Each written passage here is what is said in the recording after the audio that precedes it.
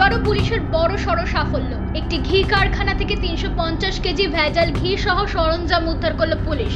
জিজ্ঞাসাবাদের জন্য ঘি কারখানার এক শ্রমিককে আটক করা হয়। ঘটনাটি নদিয়ার ফুলিয়ার বইচা কলোনির একটি ঘি কারখানার। পুলিশ সূত্রে জানা যায়, গোপন সূত্রে খবর পেয়ে মঙ্গলবার ওই এলাকায় হানা দেয় পুলিশ।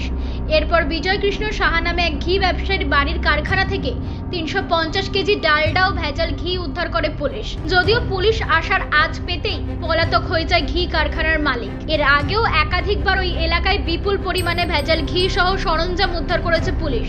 এই নিয়ে পুলিশের পক্ষ থেকে বারবার ব্যবসায়ীদের সতর্ক করা হয়, কিন্তু তবুও রমরমিয়ে ভেজাল ঘি তৈরি হতো এই এলাকার একাধিক ঘি কারখানায়। জানা গেছে, বর্তমান ঘিয়ের বাজার মূল্য প্রতি কেজি 700 টাকা। আর এই ঘিয়ে ভেজাল মিশিয়ে বাজারে রপ্তানি করে মোটা টাকা মুনাফা লুটছে ঘি ব্যবসায়ীরা। তবে পুলিশের পক্ষ থেকে চলছে কড়া নজরদারি, যা এদিন পুলিশের বিশেষ অভিযানে অনেকটাই প্রকাশ্যে উঠে এলো।